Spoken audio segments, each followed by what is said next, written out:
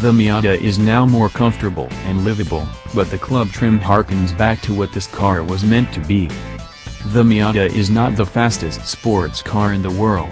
In fact, it may be one of the slowest in a straight line, but it offers something even more valuable, a joyous, grin-inducing driving experience that is hard to come by these days.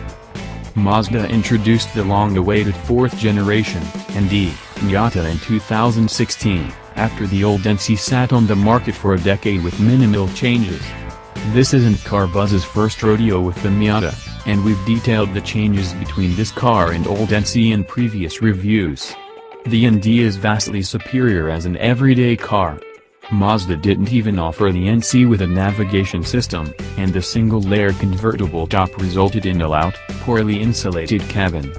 Even though Mazda has transformed the Miata to be more usable with more modern features, it managed to drop around 200 pounds from the previous generation and shrink the whole car by about 4 inches.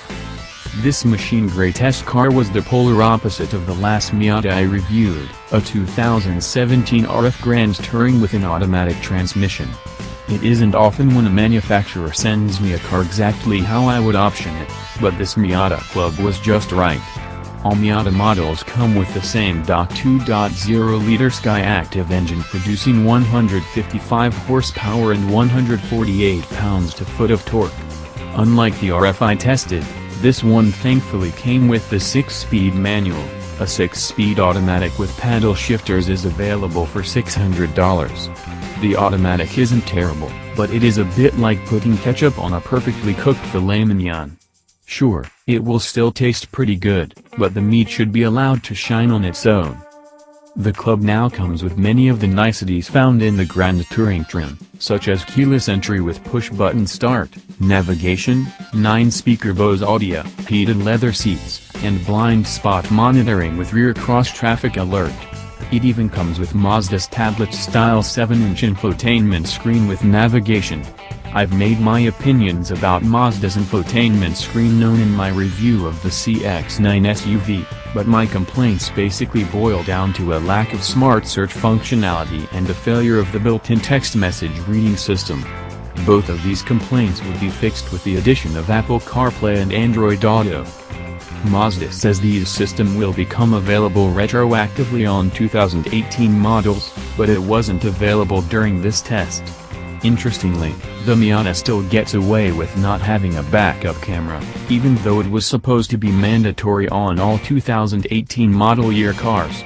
The cross-traffic alert beeps when the car is in reverse, but it is still a strange omission in a car with major blind spot issues. Putting the roof down does alleviate these issues, as does the blind spot monitoring system. Overall, it is worth foregoing the minimal increase in comfort provided in the Grand Touring trim to opt for the more aggressive Club trim. This 6-speed manual transmission is one of the best on the market. Throws are extremely short, allowing the driver to get their hand back on the wheel as soon as possible. Clutch engagement is easy, and placing the shifter into each gear is notchy and satisfying. When you shift, the Miata even shows what gear you are in on a little screen. When driving the manual, it isn't difficult to remember what gear you are in, but it was cool to see it on display as I ran through shifts. The screen also gives recommendations on when to shift, and will even recommend a shift from 4th to 6th if it would improve fuel economy. I didn't always follow the recommendations, because the Miata loved to be revved out beyond reason. Thanks for watching and don't forget to subscribe.